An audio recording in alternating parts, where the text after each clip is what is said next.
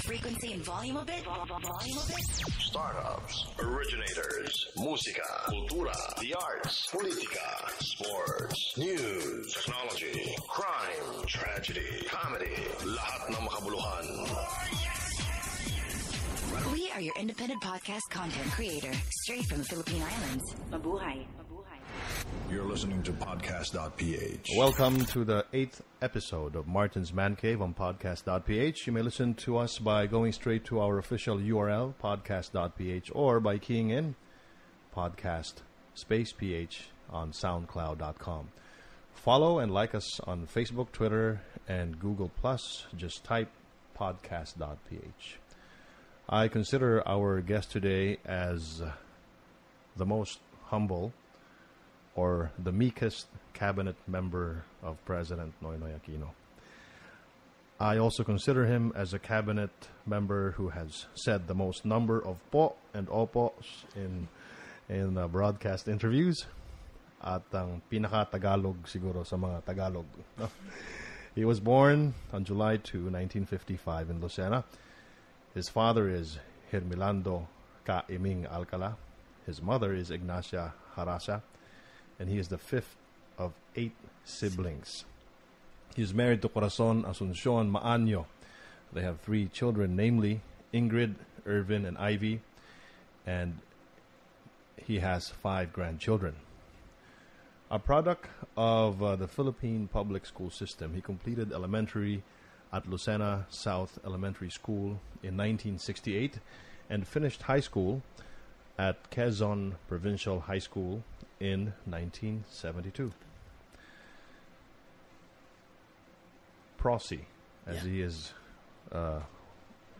popularly known, earned his Bachelor of Science in Civil Engineering from the Luzonian University Foundation in 1978 and is a lifetime member of the Philippine Institute of Civil Engineers. He was appointed as Secretary of the Department of Agriculture by President Benigno S. Aquino III in June 30, 2010. Prior to his appointment, he served as representative of the 2nd District of Quezon Province for 2 3-year terms. Ladies and gentlemen, please welcome Agriculture Secretary Proceso Alcala. Sir.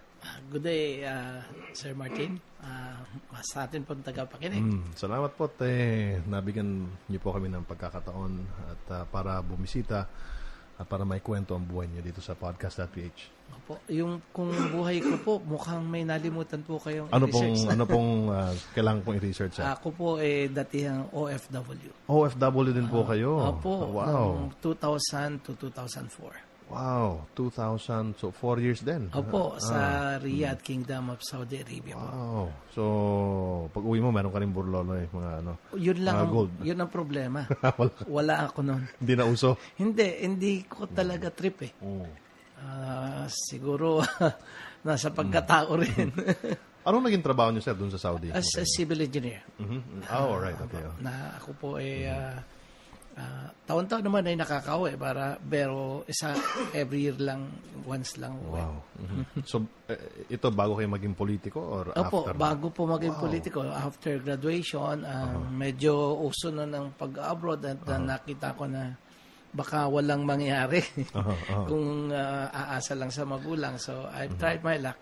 And ako po ay hindi nagsisi dahil malaki po naging partisipasyon nito sa buhay ko dahil maraming itinuro sa akin na pagpapatibay. You have come a long way from Lucena to Saudi to Congress. Ngayon, Malacanang Palace, Department of Agriculture. We know you as the Secretary of Agriculture or the Food Czar of the country. But we want to know how you got to where you are right now. And let's start with your childhood, Secretary sa Lucena. How was your childhood? Paano kayong pinalaki ng mga magulang ninyo? Unang-una po, I think ito yung malaki pong pasalamat ko sa aking ama dahil he's really a disciplinarian. Alam niyo po, nung panahon namin, pag tinitigan ka niya, alam mo na ang ibig sabihin. Pag may tao siya, umalis ka doon dahil hindi ka katatas pulong doon. Pero ang itinuro pa niya rin sa amin, ng kami mga bata pa, kahit sinong dumating na tao, sa aming sariling bahay. Hindi pwedeng hindi mo ipagtitimpla man lang ng kape o i-offer mo ng kahit anong paman. Yun ang kahit tanda-tanda ko na gusto mong mapalo ka pag hindi mo inintindi yung taong dumating sa aming bahay. At yung pamilya niyo po, kindly describe. Kayo po ba ay middle class family? Ano po ba? Isang middle class family lang po. May hanap buhay naman ang tatay, may kaunti pong lupa na pinagkikitaan at yun po, naitaguyod naman po kaming lahat at gusto nang mag-aral, pinag-aaral po naman. Although meron po akong mga ilang kapatid na mas minabuti nilang hindi magtapos, it's their choice. And tell us about your parents and let's start with your father. Ang tatay po ay isa nga pong disciplinarian, ngunit very responsible father po. Yun po ang nakikita ko sa kanya at ang pinipilit ko pong kopyahin sa kanya is yung pong pagtayo sa kanyang sinabi. Hindi po kailangan na nakapirma ka, hindi kailangan na may papeles tayo, but pag nasalita niya, dapat lalaki tayong tatayo. May isang salita. Opo. So, nauuso pa ba yan ngayon? Pero I think, para sa iyo. In my case, hanggat maaari po, tinatayuan ko po yung ganong paniniwala. And yung tatay niyo ay naging politiko rin? Opo, naging counselor po ng city. Isa sa mga first counselor ng city councilor ng Lucena. Naging board member, naging vice mayor din po ng Lucena City. Yun po ang kwento ng siya yung una naging politiko sa inyo o meron ka pang? Siya po pagkatapos after him nung siya konsehal na, yung pong uncle ko po ay na-appoint na board member and eventually naging gobernador po ng Quezon for 24 years. Wow. Undefeated pong governor ng Quezon for 24 years. Yung uncle nyo? Opo. Kapatid po niyang bunso sa kanya. So yung unang naging politiko yung tatay ninyo. Opo. Tapos sumunod yung uncle niyo. Anong pangalan po ng uncle niyo, sir? Anacleto po. Anacleto. Governor Anacleto Alcala po ng Quezon. Si Governor Anacleto pala yung uncle ninyo. Opo. Tell us about your mother, secretary. My mom, alam niyo po ang nanay ko, sabi nga, kung dapat po may medalya, dapat po siguro maraming medalya yung nanay ko. Sobrang bait po at saka magaling magluto. Yun ang natatandaan ko sa kanya. Kaya kami pong magkakapatid, lahat marunong kami magluto. Ganun ba? Opo. Ano bang paborito mong lutuin na putahe?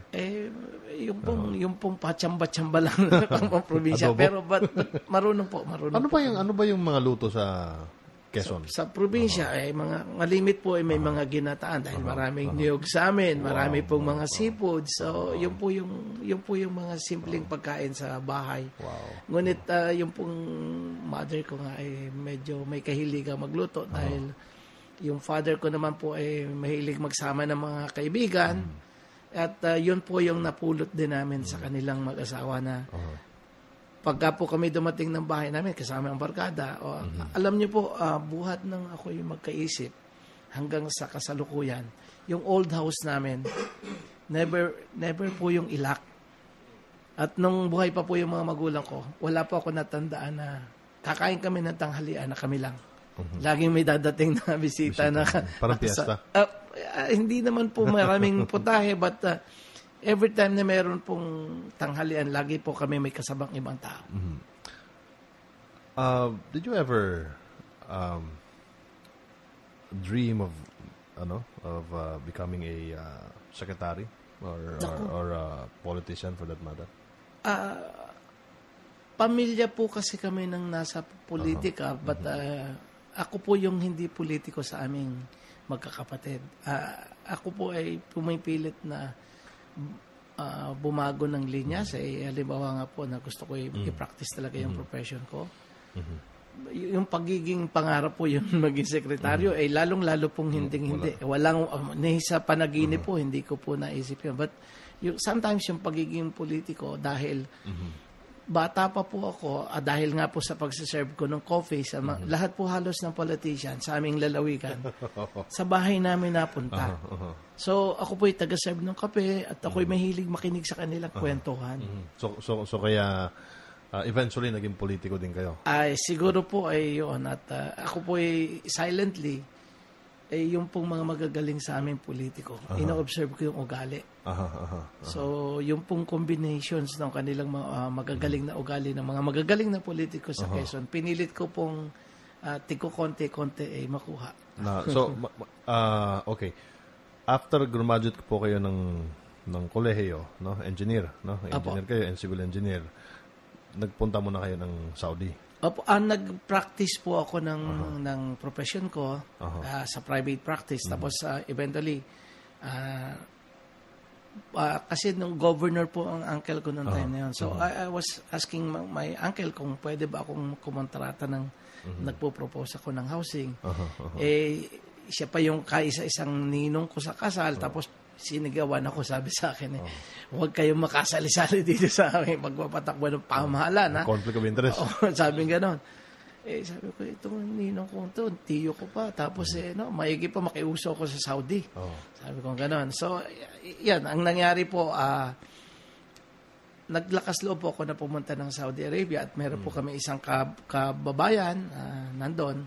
So, yun na po ang nangyari at ako po ay lubhang nagpapasalamat sapagkat ang dami ko po natutunan doon, pati po pagpapatibay ng sarili natutunan ko doon, plus yung pong pagpapatibay din ng pagiging padre de pamilya sapagkat wala kang ibang aasahan kundi sarili mo. Ilan taon kayo nun, sir? Nung nag-Saudi kayo? 25 years old. 25 years old. So hindi pa kayo pumapasok ng politika, nagpunta kayo ng Saudi dahil sabi ng uncle niyo na huwag kayong makisali sa pagpapatakbo ng gobyerno, yung mga kontrata, etc., etc. Tapos, and then, sa Saudi po kayo, 4 na taon po kayo doon, ano? And then, umuwi kayo ng Pilipinas. Tapos? Pag-uwi ko po ng Pilipinas, nagpunta po kami ng maliit na kumpanya ng aking project manager doon sa Saudi Arabia. Kami dalawa magkabakas. Marami po akong ginawa dito sa Metro Manila. Anong taon po ito? Anong year po ito? 80s? Yeah, 80s po. Nung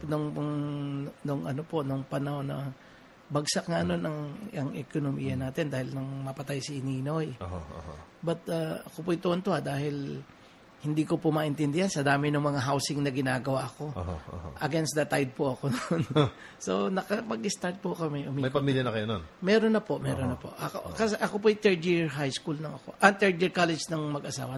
Maaga. 19 years old po nang mapikot ako na asawa. So, ibig sabihin, nung kayo po yung nag-abroad, may mga anak na po kayo May anak na po akong dalawa. Ang hirap. Siguro, so, naiintindihan ninyo kung ano yung hirap na isang OFW na naiiwan yung mga anak. Kaya po, after now, yung pong puso ko ay kasama ng mga OFW sa kanilang pagsasakripisyo. Okay. Balik muna tayo dun sa elementary at high school. Noong mga panahon na kayo nasa public school pa, no? How was it studying in a public school sa probinsya? Alam niyo po, sa probinsya, napakasarap mag-aral sa public school kasi lahat ng klase ng tao nakakasalamuha mo. At hindi naman po namin ikinahiya na kami naging produkto. Actually, I need to walk almost 1 kilometer every day. Papasok at balik dun sa aming bahay para po makadating sa school. At masaya po kami noon. Wala po akong natatandaan na hindi maayos nung ako'y elementary. But in high school, ako po ay mas lalong natutuwa dahil public high school po yung aking pinasukan. But napakarami pong mahuhusay na taong lumabas na galing doon sa aming pong eskwelahan. Kasi the reason why I asked, Secretary Alcala, kasi gone are the days na yung mga leader natin, in fact, matanda na yung mga leader natin ng mga produkto talaga ng public school. Nagulat nga ako na public school kayo, pero usually mga Enrile yun, mga Salonga, nagtapos. Kayo ba'y naniniwala pa sa public school system ng bansa natin? O ito ba'y nag-deteriorate na throughout the years. Ano pong say nyo dyan, Secretary? Actually po, ako po yung paniniwala ko nandiyan pa yan. Uh-huh. Ang kailangan lang talaga, nasa individual din siya. But ang pinakamalaki pong bagay na nakukuha natin sa isang eskwelahang pampubliko, yung pagiging eskwelahan ng buhay. Kasi dito mo po maaaral kung paano ka makisama sa iyong kapwa. Dito mo maaaral na maaaring may kasama kang maayos ang lagay sa buhay. But dito mo rin makikita at mararanasan na makisama sa isang ordinaryong tao. Na minsan nga po mas hirap pa kaysa sa iyong kinalalagyan. But at the end of the day, makikita mo, kung hindi pala ako nag-aral sa ganitong klase, nasaan kaya ako nung ako'y pumunta sa abroad na kailangan kong patibayan ang sarili ko at wala akong ibang nasasandalan. Ito ba napag-usapan niyo ba ito ni Brother Armin Luistro, Secretary Luistro, pag kayo'y sa cabinet meeting? Actually, hindi kami masyado ni Secretary Luistro masyado nakakapulong tungkol doon. I don't know kung alam niya ako'y produkto ng ano. But yun po, nakita ko po na napakalaki ng paggalang na nakita ko. Kaya po, from time to time, pag ako'y nakakauwi sa amin, at may maitutulong din lang sa paaralan, ay talaga pong see to it na makatulong po doon sa mga pinanggalingan kong school. Tapos, okay, after public school, dumiretso po kayo sa Luzonian University Foundation. Ano naging, nagkaroon ba kayo ng culture shock nung panahon na yon? Kayo nasa probinsya, from public, diretso ka sa private school? But probinsya pa rin po yun. Probinsya pa rin? Probinsya pa rin po. Yan po yung kolehiyo sa aming lugar. And martial law po niyan eh. So, 1972. First ko pong pangarap ay maging isang abogado. Abogado? Tapos? Ngunit martial law nga, sabi ko, wala palang hanap buhay ang abogado pag martial law. And nung time na yun, medyo bata-bata pa po tayo. Nakita ko yung mga engineering, ang sasaya nila, ang gagaling mag-basketball. Sabi ko, magbabasketball din ako na maayos. At napasama po ako, at eventually, nakita ko maganda yung samahan sa engineering. Nag-ship po ako ng engineering. So, hanggang sa makatapos na po ako. Then the rest is history. Naging engineer po ako, nakapag-abroad. And then, after nung mangontrata kami sa Manila, naguguluhan po ako sa Manila. So, sabi ko doon sa aking partner, mag-split na po tayo. Babalik na po ako sa lalawigan. At nagpunta po ako ng maliit na kumpanya ko kung saan nag-start ulit ako ng mga housing. May strategy akong ginamit na kung saan binigay ko po ng free yung services. Kasi yung housing nung una, yung iba't sinisingil yung processing fee. Sa akin po, binigay ko ng libre. Sabi ko, ikaw ay may-ari ng bahay. Prinsipe ka sa akin. So, one-stop shop sa akin. So, hanggang saan dumami po yung kliyente ko at eventually, nalaman nilang ako nga po galing sa abroad. So, yung pong mga ibang nagpapagawa ngayon ng building sa Lucena, ay nasubukan po akong gumawa. So, marami pong, by that time, marami pong buildings na ako po ang pinagawa doon sa aming probinsya. So, yung unang sabak niyo po sa politika, ito po ay matapos na kayo umasenso sa negosyo, sa inyong pangontrata.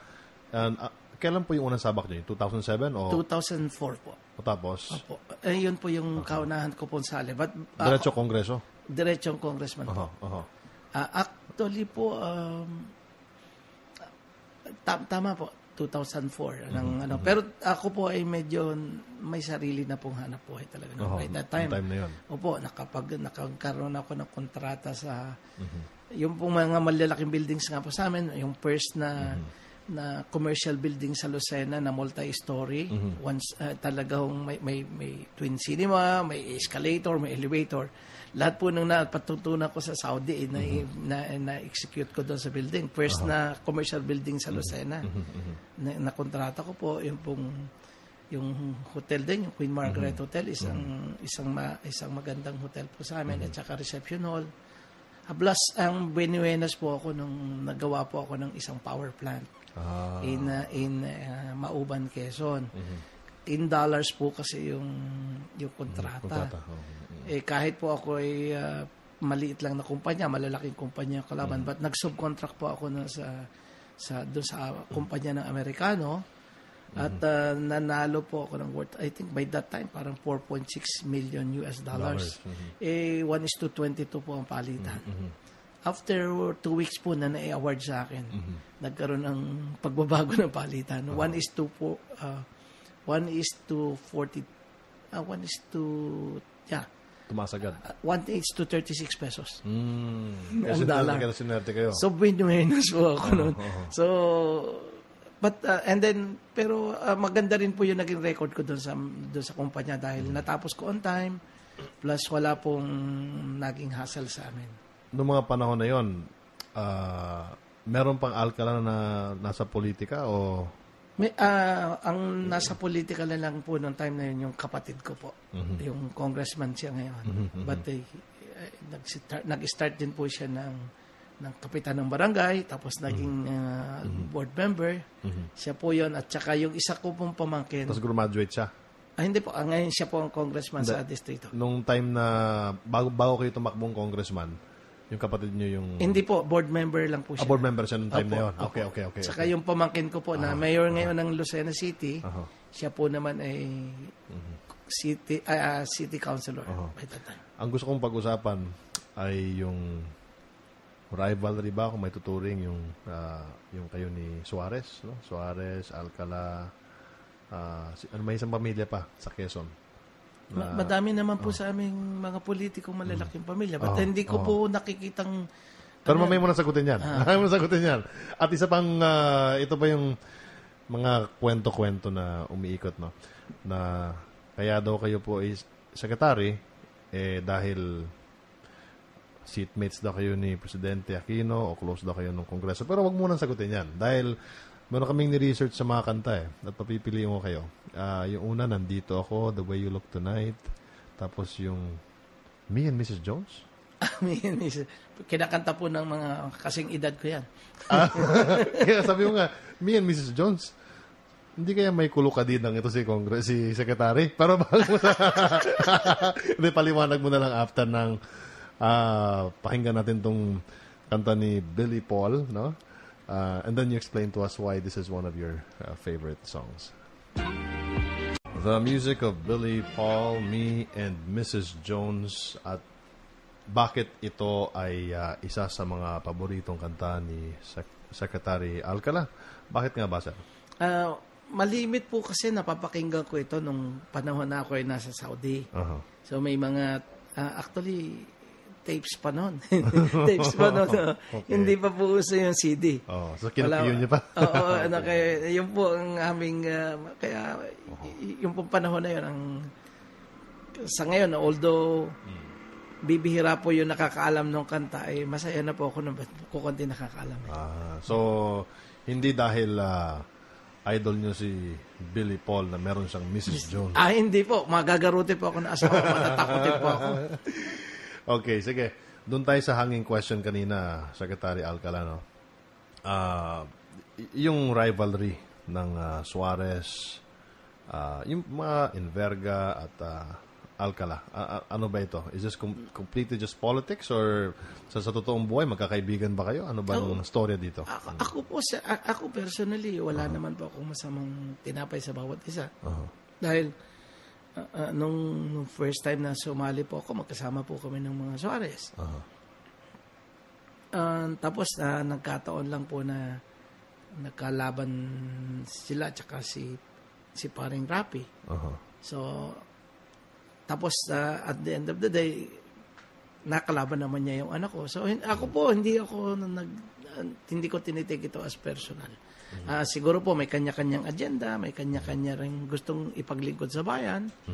So, dapat buksan lang natin yun. As long as na maging maganda sana ang takbo ng lalawigan, yun na lang po sana. Bakit ho ba napakahalaga nitong... Pag sinabi mo kasing Quezon, no, parang lahat isa sa mga probinsya na nakatutok yung buong Pilipinas sa politika ng Quezon? Gateway po kasi rin ng Quezon going to the south. Hindi ka pwedeng makadating ng Visayas at saka Mindanao kung hindi ka dadaan ng Quezon by Maharlika Highway. So malaki rin pong lalawigan plus strategic din po lalong-lalo na po ngayon. Ito na po yung nakikita namin talagang next frontier para po sa as food basket ng Metro Manila. Kasi Rizal, Batangas, puno na po siya ng mga industrial. So yung pong pagpapakain ng ating mga kababayan, talaga pong ang concentration ay sa amin yan. That's the reason why siguro yung pong mga programa kong pang-agrikultura, even before na ako'y maging sekretaryo, ay naging matagumpay dahil talaga pong ando na kami. So yung masasabi mo na yung legacy na gusto mong iwan sa Quezon bilang secretary, no? Kasi alam kong meron kayong ginawang bill dun sa Kongreso o batas sa Kongreso na magtayo ng mga ang tawag dun sa agriculture Trading centers po. Trading centers at nagawa nyo sa Quezon yun. Opo, actually, kaya po ako naging sekretaryo is because of that. Alam po ng Pangulong Noynoy yan. Dahil nung kami po magkasama sa Kongreso, nakita po niya yan. At that's the reason why naging sekretaryo po ako. So, hindi dahil sa yung pangalawang hanging question, dahil sabi nila na seatmates daw kayo, naging barkada kayo sa Kongreso, kasi merong KKK, may kabarilan, may kabarkada, merong kainuman o kayosi. So hindi po nagiinom ang Pangulong Noynoy. Hindi kayosi na lang, kayosi. Pero hindi po yun. I think, although talaga pong kami naging magkaibigan nung nasa Kongreso, dahil pareha po kaming nasa Liberal Party, at the same time, siguro po yung ugali ko, ay nakita niyang acceptable sa kanya, kaya po hindi siya naging malayo plus sa totoo lang po nakita niya na meron po akong pinipilit i-force nung ako'y magkasama kami sa Kongreso. Ito nga pong trading center. Dahil wala pong ganito sa buong Pilipinas by that time. Wala pong trading ng vegetables na walang intervention ng middleman from the farm going to the first market. At sabi nga niya sa akin, wala, ang hirap daw niyan. Pinagtanong ko na yan, mukhang hindi natin kaya. So, umiisip ka na ng ibang project, mapapahiya ka dyan. Sabi ko, mukhang alam kong kaya ko itong gawin. So, hanggang sa matapos na siya sa pagiging congressman at naging senador siya, nabalitaan niya na ngayon na napagkaigi ko. Naging successful. So, at the end of the day, after 3 years, umayaw na ako sa pagiging congressman. In-encourage ko yung anak ko na siya na lang ang lumaban at ako'y babalik sa private na buhay. Negosyo na lang. Kasi mukhang nababagalan ako sa takbo ng kongreso. So, nangyari lang biglang lumaban si Noy. So, I have to go out. At saka nag-campaign po ako hanggang sa yung nakilala ko sa Visayas at Mindanao na nung ipinupus ko yung organic law, may mga NGOs po ako namimit. So, binalikan ko po ito dahil ito ay cost-oriented groups usually. At ako po ay nakiusap na samahan ako sa pangangampanya kay Presidente. So, nung sa Kongreso, sir, ilang taon lang kayo naging close ni Pinoy pala sa lower house? Buhat po ng ako, nasa 3 years po kaming magkasama sa lower house. Pero kahit ng senador na po siya, dahil naging magkaibigan na nga po kami, pag minsan po at gusto niya magdi-dinner yung barkada, tatawagan niya kami, mga congressman, sina Governor Boy Umali po ngayon, si congressman, yung namatay na yun, si Rapi Nantes. So, pupunta po kami, magkukwentuhan lang, kape lang, ganyan. Masaya na po kami ng ganon. Kaya mali balita. Akala nagiinom ang Pangulo. Hindi po. Hindi po nagiinom ang Pangulo. Soft drinks lang? Coke po. Laging Coke. Soft drinks lang. So, yung relasyon ninyo ni Presidente, it goes way back nung naging congressman pa kayo at dahil kayo nga po ay Liberal Party din. Magkasama po kasi kami din sa yung pro-impeachment po na grupo. So that's when nagkaroon po ng split yung Liberal Party. If ever na natatandaan niyo po. So nung na-split po yung Liberal Party, iilan po kami naiwanan. Kaya naging mas closer po kami. Okay. Dito naman tayo sa mga proyekto mo na sa Department of Agriculture, no? At ang alam ko na ang isa sa gusto nyo talagang gawin ay yung rice sufficiency. No? At yung target nyo ay yung 2013, dapat maging rice sufficient tayo. Kaso nagkaroon ng Yolanda eh. So nagka-problema ata tayo dun sa target ng Actually po yung Santi ang pinakamabigat ang tama sa atin. Kasi that's before the harvest sa Central Luzon, Central Luzon. So yan po yung rice granary natin. Tinamaan po ng Santi. At least mga 2 days pa lang na nag-harvest yung mga tao.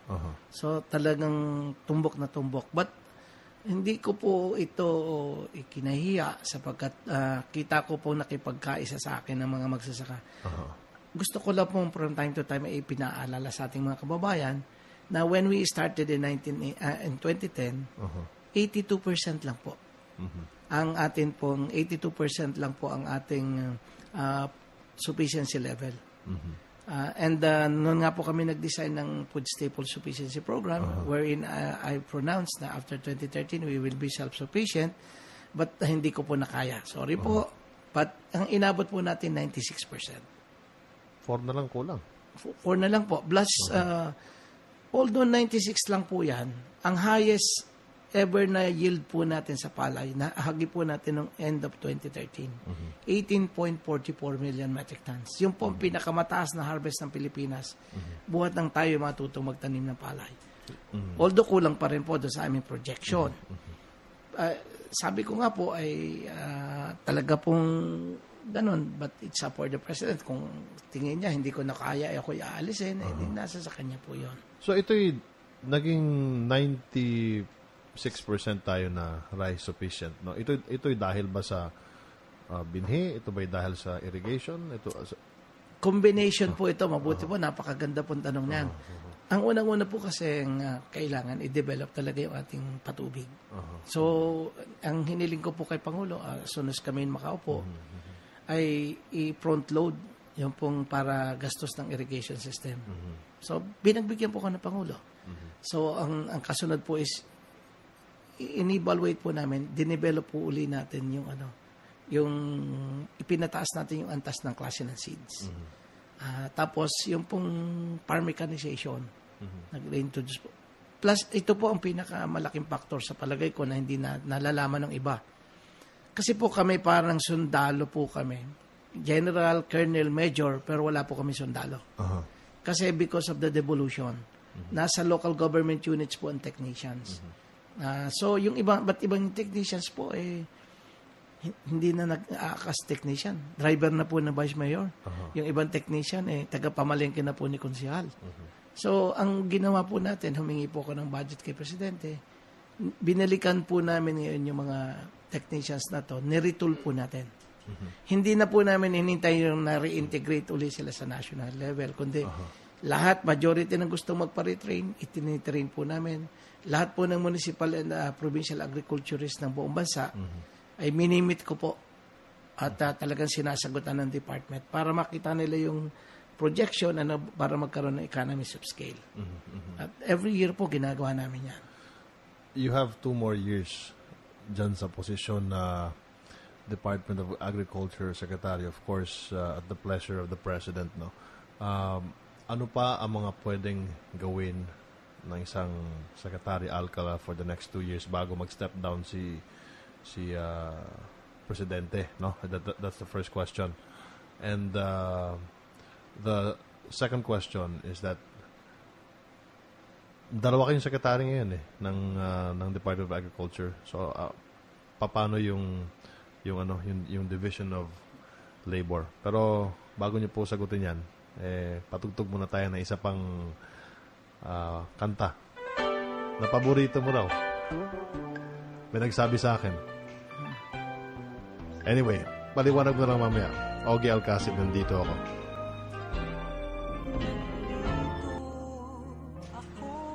So ito palang kanta ni Ogie Alcacid na nandito ako ay karaoke song. Pinakanta po lang ng isang okasyon na kami po yun yung pero paminsan ko lang matsambahan lang po. Okay. Okay, so doon tayo sa sa hanging question natin, no? 2 more years, no? Pag kayo na pagbigyan ni Presidente na maglingkod pa for Department of Agriculture for the last 2 years. Ano po yung pinaka-legacy ng Secretary Alcala? Ang unang-una po ay gustong ko, actually po, within this year, pinipilit po namin na buksan yung 6 na trading centers na nakapatented po siya doon sa ginawa ko sa Quezon. So, nandun po ngayon yung team sa Binsons, sa Camarines Norte, at nag-uusap na po kami ng expansion. Kabubukas lang po namin ng trading center doon. Kabubukas din po sa Ordaneta. We will be expanding the production site din doon. So, 6 hanggang 10 po within the year. So, kasi po, nabago talaga ng trading center ang buhay ng magsasaka sa amin doon sa Quezon. Because of this. So, gusto ko pong makita talaga yung pagbabago ng buhay. Ito yung sinasabi nga natin laging inclusive growth eh. Kasi talaga pong lahat ng magsasaka sa amin na-inspire. Sabi nga nila, tumatanda na ang magsasaka. But sa amin po, yung mga anak na magsasaka, pinakukuha na po ngayon ng mga magulang nila sapagkat nakita nilang may pera sa pagsasaka. Isa po yun. At second po, sana po, bago po matapos ang termino ng ating pong mahal na Pangulo, ay ma-achieve ko na po yung pangangarap ng isang bansang Pilipinas na meron pong sufficient supply ng sarili pong supply ng bigas. At hindi lang po yon. Sana po'y competitive na yung presyo. Because yun po yung pinakamalaking problema pa natin. Yes, we are almost there. Ngunit yung pong competitiveness ng pagpuproduce po natin ng rice ay masyadong malayo pa po ang gap kung ikukumpara natin sa Vietnam. So, but we have run a research kung saan pwede po tayong maging competitive. Secretary, para po sa mga kababayan natin na nasa Maynila o nasa abroad ngayon na halimbawa gusto nila maging farmer, or paano nyo po, gano'n lang, I will restate the question. How do you convince the other Filipinos to become farmers, to go back to farming? Yan, ako, napakaganda po. Actually, this is one of my assignments. Everywhere I go po sa abroad, I see to it na i-meet ko po yung ating mga OFWs. Nandun ang puso ko eh. So, I keep on reminding them na meron na pong chance sila na habang nandun sila, before sila umuwi, they can now invest in agriculture. Paano ko sila ini-encourage? So, okay, paano ko sila ini-encourage? Pinaliliwanag ko po na ngayon po, hindi na lang namin pinababayaan ang mga producer o mga magsasaka on their own. Part po ng aming mandato ngayon na habang nagtatanim pa lang sila, kung lalo na sila mag-isang buo, ihahanap ko sila na market. So, pagka po yung production kasi madali. So, ang mas mahirap is market. So, pag nagawa po namin itong IMATS, and this is now part of the Philippine Rural Development Program na isinusulong po ng Department of Agriculture. Ito po yung kabilin-bilin na sa akin na Pangulong Noynoy na isulong mo yan at mukhang yan yung talagang makakapag-ambag ng inclusive growth sa ating mga common na mamamayan. So, pag nagawa po namin ito, napakalaking tulong po. At I think doon naman sa mga kabataan, ipinamumukha po natin na hindi na, mali na pong imahin. Kasi ang problema natin ito, ang tagal nating tinuruan ng kantang magtanim ay di biro eh. Dapat po, ang realidad, kasi ang isip natin noon, ang magsasaka, hawak-hawak si damulag, may dalang araro, pawis, nakalilis ang pantalon, sama namang itsura. This time, binabago po namin. Yung pong farmer nakasakay sa traktora, nakatawa, may umaawas na pera sa bulsa. Yan po yung bagong imahe ng bagong magsasaka. At doon lalong-lalo na po sa mga kabataan. Madali lang ba, Secretary? Halimbawa ako, nasa Maynila, tatrabaho ko dito, gusto kong mag-invest sa farming. Saan ako pupunta? Ang una po tinatanong ko sa kanila, ano ba ang pinakamalapit sa puso mo na involve ang agrikultura? Wala po kasing wala pong rule of thumb na kung alin ba yung the best na pag-investan. Kung alin yung malapit sa puso mo at kung hindi mo rin lang papasyalan or kung hindi mo rin lang i-assign isang tao na magmamakaalam, wag na lang. Wag na lang. Wag na lang. So, pero pagdating po sa, kung gusto ko ng mag-planting rice, o gusto kong mag-tanim ng kamote, o pechay, o Mag-livestock. animal husbandry, kung ano, no? Meron pwedeng puntahan na lugar kung saan pwede mag-training o kumuha ng advice? Meron po kaming binibigay na libreng training. Libre? Libre po. Apo. At bukod po doon, as I have promised, na i-access pa po namin sa merkado. Wow. Kasi meron ang trading posts, no? Bukod po sa trading post, Ay, ba pa yun? Bukod po doon, part po ito ng mandato ng DA ngayon sa Philippine Rural Development Program. Yung pong supply chain or food chain, binubuo namin. So, nagtatanim ka pa lang hanggat maaari. Kung if you really participated in the program, ikinukuha ka na namin ng market. Yung pong economies of scale, kailangan ko ito. At may pagmamalaki ko, yayabangan ko po kayo ngayon. Ano po? Yayabangin ko po kayo ngayon. Naiayos na po natin ang export ng whole chicken to South Korea. Nag-i-export na po tayo sa United Arab Emirates. Chicken yakitori in Japan po nagagaling sa Pilipinas. And we have started na mag-ship na rin po ng Peking duck. Galing po sa Pilipinas papunta sa Japan. Sa bukid nun po ginogro Peking duck. Peking duck, ha? Opo, sa bukid ng Greno, kaya nga po Peking duck. But bukod po dyan, first time na nakapag-export po tayo ng halal beef going to Brunei. Wow. And we are now negotiating para tayo makapagdala rin po sa Malaysia. So, these are a lot of purse. At saka po, importante rin yung sa rice. Na after 30 years, last year po, nakapag-start na po tayo mag-export ng high quality rice sa abroad. After 30 years po yan. Nakapag-export po tayo na nasa 400 metric tons ng premium rice. Black rice, red rice, yung ulong rice, at saka po yung pong organic fancy rice. So, ito po, nakapag-export po tayo. Sasabihin na iba, ba't nag-i-import pa tayo? Tayo nag-export. Yun. Kulang pa po Kulang.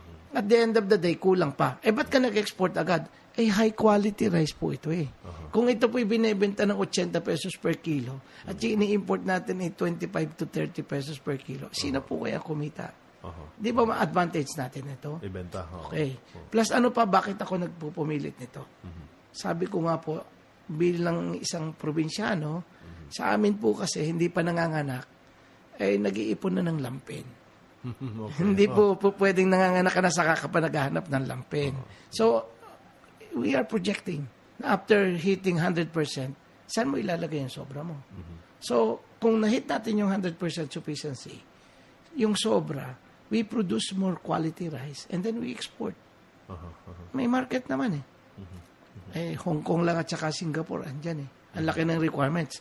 But before that, kailangan nating mahagip yung 100% sufficiency. But habang hindi pa natin nahahagip, dapat handaan na tayo. That's also one of the reasons kung bakit yung pong mga producer natin ng livestock lagi natatakot. Pagka dumami daw, bumabagsak ang presyo. So, paano po yung Secretary, no? Kasi alam natin na ang Pilipinas ay isa sa mga pinakamalaking bansa ata na import ng bigas. Parang tayo ata nagsasabi sa merkado kung magkano yung presyo. Parang order natin, no? Tama ka. So, ibig sabihin, Secretary, kung ang pinaglalaban nyo rice sufficiency, marami din kayong kalaban ng mga rice trader. Nako, actually po yan po ang mabuti na lang, napaalala mo yan. Actually, in 2010, tayo po ang number 1 importer ng bigas sa buong mundo. 2010? 2010, nung bago po kami dumating. And para po ipakita na naging may success naman po yung ating programa, amin pong in-average yung importation ng 2008, 2009, and 2010 against doon sa importation ng 2011, 12, and 13. Alam niyo po ba ang savings ng Pilipinas? Magkano po? 147 billion pesos. 147 billion instead of us changing our peso into dollar at ibabayad natin doon sa Vietnam o kaya sa Thailand. Imagine, na-save ng Pilipinas ito. That means, ibinayad natin ito sa ating mga kababayang Pilipino na ginamit po niya sa ekonomiyang umikot sa ating bansa. Local farmers. Opo. So sabi ko nga sana naunawaan ng iba yon kaya siguro po ako pinupukol ng gusto ng mga smugglers, ng mga nagpapalusot, ay dahil hindi ko po pinapayagan. Gano'n po kahirap ba? I'm sure mahirap trabaho nyo kasi rice sufficiency, pinoprotektahan mo yung mga farmers. On the other hand, kalaban mo nga yung mga smuggler, mga rice traders, etc. Maraming pera yun, ha? Sobrang dami po ng pera. Bilyonaryo po. And nabukulan po natin din sila. Kasi nung pong tandaan nyo, they really believe na sira ang ulo talaga nito sa sekretaryo nito. So, nag-SMDP po tayo or nagbenta tayo ng bulok na bigas, yung nasisirang bigas. Ang ginawa po nila, just to corner everything na supply ng bigas sa bansa natin, binili nila ng mahal, yung NSMDP. Although ito'y kailangan i-remill pa. Pagkatapos nilang mabili, hindi nila, after Yolanda, hindi nila akalain, bigla po ako pumayag na magpa-import ng 500,000. So, lahat ng bulok hawak nila. Kaya po ngayon, lahat po ng NFA rice ngayon, ipagyayabang ko po sa inyo, lahat po ng NFA rice ngayon, wala na pong bulok. Wala ng bulok. Hawak po ng mga smuggler yung bulok. Hawak na yung bulok. Kaya po pinipilit nung datiyan na sinasabing may bulok. Wala na po ang NFA niyan. That means hindi nang gagaling sa NFA yung bulok niya. So yung bulok na yun, hindi galing sa NFA? Galing sa mga smuggler? Binili po ng smuggler sa NFA. Na mura? Nung hawak na nila. Nung hawak na po nila, bigla tayo nagpa-import. So mabango yung hawak na yan. Kaya nabulok yung sa kanila? Opo. Ganun nangyari. Kaya po lalong galit na galit sila sa akin. Siyempre, may pera po yan. Anyway, sabi niyo nga po, mahirap din nakatatayuan. But, ganyan po talaga eh. Pag sumali ka dito, dinededicate na natin ang sarili natin, dinededicate na natin ang buhay natin para po sa paglaban. Yun po yung legacy niyo as an agriculture secretary para sa buong Pilipinas po, no? Secretary. Pero, how do you want to be remembered as, cambio tayo as a father and as a grandfather and a husband? Ang gusto ko lang pong, sana pag wala na po ako, maalala lang ako ng aking mga apo na ito yung aming lolo na although sobrang busy niya, ay pinipilit niya pa rin na at least twice a month ay magdedicate ng oras at saka talagang ipakita sa kanila yung pagmamahal. Pumapayag po akong utuin ng aking mga apo. At alam po naman, yung sa mga anak naman po, alam po ng aking mga anak na nagsakripisyo po ako. At hindi po namin inabot ito. Wala po akong minana sa aking mga magulang, kundi magandang pakikisama sa ating kapwa. So, everything we have, talaga po pinaghirapan po namin ito. And ano yung legacy naman para sa probinsya ninyo? How do you want to be remembered sa Quezon? Sa Quezon po, ako po I think hindi na po nila maalis yung marka na itatak ko po sa aming distrito. Na kasi yung pong trading center, ito po ay ito po ay hindi actually yung trading center sa sentro. Hindi po sentro alam yon. Pagka po sumakay ka ng bus, sabihin mo isang ka sa sentro, saan po yun? sa Sariaya ka na. I-describe mo pa. Pero pag sinabi saan ka, sa Prosi. Alam niyo po ang tawag nila doon sa palengke, Prosi. Doon sa trading center. So I think, mamamatay na po ako, mawawalan ako sa mundo. Prosi will stay there sapagkat ito nagpabago ng buhay sa mga magsasaka. Ay, kung ma-expand ko po ito sa buong lalawigan, sobra po ang tuwa ko. Okay, dito tayo sa mga slumbo question. Favorite color? Yellow? Favorite book? Parang wala po akong paborito masyado. Mas comics po ako. Favorite movie? Movie? Parang parang ako, laging naiisip ko yung Jesus Christ Superstar. Masaya. Although pang mahal na araw, pero yung beat ng tsaka kahit panoodin ko ng paulit-ulit yung play.